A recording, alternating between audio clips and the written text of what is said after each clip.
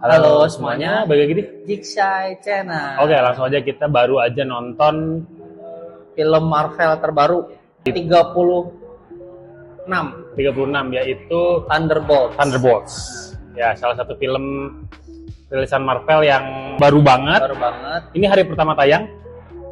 Ya, hari pertama tayang. Kita langsung nonton di layar terbesar IMAX. Ya, dan kalau ada knowledge dulu yang perlu diketahui teman-teman. Sebenarnya sih intinya kalau teman-teman udah pernah nonton film-film sebelum ini bisa dibilang nih karakter antagonisnya ya, atau anti-hero dikumpulkan. Kita nggak mau merek toko sebelah, tapi ada sih kayak gini-gini di toko sebelah ya, Suicide Squad.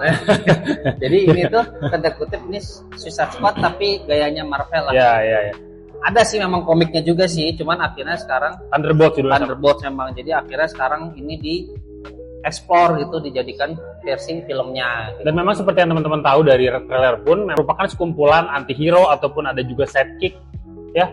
Bahkan ada yang karakter antagonis memang bener antagonis. Karakter jahatnya dikumpulkan jadi sebuah konflik. Nah, disclaimer dulu di awal, to be honest, ekspektasi gue sebenarnya tinggi di film ini, agak tinggi karena gue cukup suka karakter sidekicknya dan antagonisnya, dan beberapa antihero kan memang kadang-kadang punya daya tarik tersendiri ya. Yang pastinya badass lah. Ya.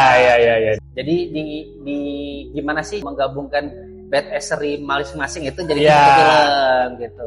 Nah, nggak apa-apa sih spammer gitu ya. Iya, dan kita sebutin karakter yang muncul apa aja. Oh ya. Kalau teman-teman udah tahu, pasti paling utamanya tuh The New Black Widow ya, si Yelena ya. Adiknya si Natasha Romanoff. Terus bapak angkatnya si Alexei, si Red Guardian. Mereka berdua sempat muncul di Black Widow. Pasti itu kan. Terus ada, kalau teman-teman udah pernah ngikutin serial Falcon and the Winter Soldier, ada si US Agent John Walker. Nah, terus kalau pernah nonton Ant-Man and the Wasp ya, ada si Ava ya, itu si Ghost. Nah, terus habis itu, ini ada karakter baru di trailer, nanti akan dieksplor lebih lanjut. Sama sebenarnya ada satu karakter yang muncul juga di Black Widow, tapi sebenarnya karakter sampingan, si sidekick ya, si Taskmaster, dan kita nggak akan eksplor lebih lanjut karena sebenarnya ternyata itu expendable paling awal ya. Ini mah ya. Ya udahlah, disebutin aja. Tapi sisanya bertahan sampai akhir film. Dan yang pasti the one and only James Buchanan Barnes. Ya. Si Bucky Winter Soldier. Itu juga salah satu yang jadi highlightnya di film ini. Ini aja sih. Kalau teman-teman mau tahu Thunderbolts tuh siapa aja sih? Nah, itu kita sebut aja. Sebenarnya ada di poster, cuman tadi kita coba sebutkan, siapa tahu ada yang nggak ngikutin kayak ini siapa dan jadi tertarik buat ngikutin serialnya. Nah, sambil kita bergeser ke plot, memang ini secara timeline langsung lanjut dari Captain America Brave New World, dan di Brave New World juga memang sudah dimention si Bucky tadi. Makanya gue agak menyimpan ekspektasi tinggi sama si Bucky nih. Ini apakah akan jadi leadernya nih, atau jadi apa nih, akan jadi seperti apa nih si timnya nih. Tapi sebenarnya ini tuh ceritanya lagi ada kekosongan pahlawan ceritanya. Semenjak Endgame itu kan pahlawan terpecah, entah pensiun, entah meninggal, rest in peace Tony Stark gitu kan. Ada yang memilih pergi gitu kan, memilih jadi ilmuwan full time gitu kan. Jadi sini tuh lagi ada kekosongan, the Earth Mightiest Heroes lagi nggak ada lah. Dan itu menimbulkan kekhawatiran. Jadi di sini tuh sebenarnya sebuah langkah lagi-lagi Amerika ya, pengen bikin kalau ada serangan lagi kayak kemarin itu siapa sih yang bakal jadi garda terdepan melindungi kita. Sebenarnya ini ceritanya tuh gitu. Dimana di sini tuh kalau teman-teman tahu tuh Nick Fury kan masih melanglang buana kemana entah ya. Akhirnya di sini tuh digantikan oleh karakter Valentina The Fontaine. Nah, kalau teman-teman nonton Falcon and Winter Soldier juga dia muncul di situ. Di akhir khususnya dia yang ngumpulin anti-hero ini. Nah, satu sisi ceritanya dimulai dengan, kalau teman-teman nonton Iron Man 2 tuh persidangan gitu. Kamu tuh ngumpulin ini buat apa? Untuk kepentingan pribadi kamu atau emang bener buat ini? Akhirnya apa sebutannya, diuji kompetensi gitulah ya kalau bahasa orang sana, fit and proper test lah. Jadi bener nggak sih tujuan kamu kayak gini Dan lagi-lagi si Valentina memang ada picik ya, nama julukannya juga Madam Hydra gitu kan, rada lihai gitu. Jadi bikin sebuah situasi di mana semua antihero atau agen-agen kegelapan dark system itu disuruh ngumpul satu suruh saling menghabisi biar menghilangkan barang bukti ya. Iya. Inti cerita awalnya tuh gitu. Iya. Tapi ternyata di tempat di mana mereka saling Royal Rumble, Harusnya mereka di situ musnah semua. Royal, ternyata ada aset berharganya si Valentina muncul di situ.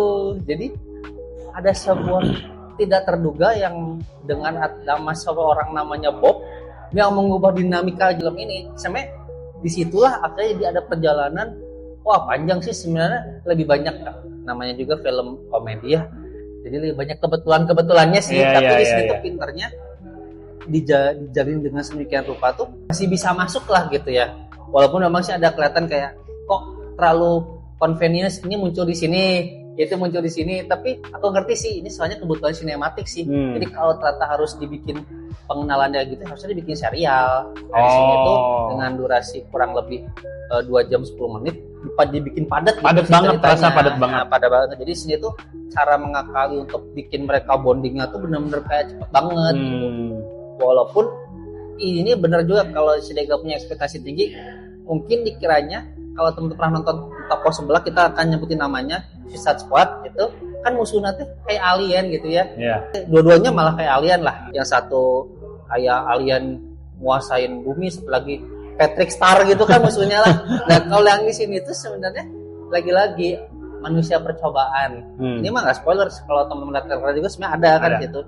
Cuman gimana caranya mereka semua yang tidak punya kekuatan tanda kutip superhero seperti superhero Avengers yang sebelum ini bisa menghadapi itu bahu membahu menghadapi itu semua. Dimana padahal mereka tuh orangnya individual semua gitu. Iya. Yang pokoknya misi gue beres, pergi aja. Misi gue beres, gue relo aja. Pokoknya setelah ada misi baru gue akan pergi lagi gitu. Intinya filmnya dimulai dengan kayak gitu sih sebenarnya. Dan memang terbentuk dari karakter-karakter yang seperti terbuang ya. Jadi kayak gagal lah, nomor 2 versi murahnya lah, gitu-gitu. Jadi memang itu yang gue tunggu-tunggu sebenarnya akan jadi seperti apa nih? Apakah akan jadi film yang sangat full dengan badass moment gitu? Gue udah menantikan itu tuh, dan ternyata memang ada betul. Tapi dan itu membuat tepuk tangan ya. Ada, tapi itu mungkin aku pintar di sini pendekatannya si sutradara nih. Jujur saya juga baru dengar namanya ini. Kita agak asing dengan saudaranya Jack Schreier ya namanya itu. Pendekatannya agak psikologis thriller sih di sini tuh. Terus actionnya ada, udah cukup untuk suatu adegan di batas gitu. Tapi sisanya lebih ke psikologis karena ternyata semua karakter itu teh punya problematika yang mirip-mirip sih. Masa lalu kelam. Atau punya keresahan dan problematika. Nah, jadi di sini tuh mereka tuh ditunjukin sisi humanisnya sebenarnya. Mungkin, nah itu kayak kok di film ensemble superhero ada muatan-muatan seperti ini. Aku sih boleh berasumsi kasar atau berasumsi ngawur lah. Kayaknya mungkin kita bakal dipersiapkan bahwa nanti musuh-musuh kedepannya tuh malah mungkin bermainnya di ranah situ gitu. Nggak di ranah dalam artian mau ngambil kekuasaan, ada yang nantang gitu. Ini mah kayak gimana nanti kamu tuh terpengaruh atas tindakan kamu karena pikiran kegelapan di dalam diri kamu. Mungkin ada pesan kesananya ya. Cuman mungkin bagi beberapa penonton casual teh kok terlalu berat gitu. Oke. Nggak salah. Tapi untuk Marvel menurut saya ini formula baru. Baru betul. Makanya ini mah for your information, di luar negerinya nih bisa dibilang nih ratingnya paling tinggi sejauh ini di fase 4. Oh, di fase 4 ini 92%. Gitu ya? Oke. Jadi mungkin disitulah yang bikin appealing ke si kritikus film. Wah, nah, itu argumen yang masuk akal ya. Tapi kita lihat pas 2 Mei rilis resmi, gimana audiens mungkin akan mewakili kurang lebih kayak kita gitu. Kebalikannya waktu pas kita review sebelum ini yang Brave New World, kritikus malah be aja karena sebenarnya kan Brave New World itu bisa dibilang pembuatan ulang gayanya Captain America yang film pertama kan. Tapi bagi kita ini pendekatan gitu. Jadi inilah aku suka di sini tuh si Marvel ternyata kali ini quote unquote gitu memuaskan kritikus karena ternyata ini pendekatan yang baru. Tapi nanti kita lihat pas 2 Mei audiensnya gimana reactionnya gitu kan. Karena mungkin ini akan hit or miss, tapi menurut saya di sini Marvel masih main aman sih karena sebenarnya 13 plus, jadi nggak akan terlalu lebay, nggak akan terlalu psikotik gimana, violence gimana. Jadi di sini dia main aman. Itu sih mungkin ada beberapa hal di situ. Jadinya akhirnya segi actionnya megah ya, tapi durasinya kurang lah. Iya benar. Lebih ke situ sih. Benar. Pas itunya mah tepuk tangan, tapi ya udah gitu. Habis itu udah permainan psikologi semua. Psikologis mungkin ini sih asumsi ngawur saya aja, tapi kalau saya ngelihat trennya mungkin kita akan dipersiapkan ke sana cuman dengan perlahan gitu.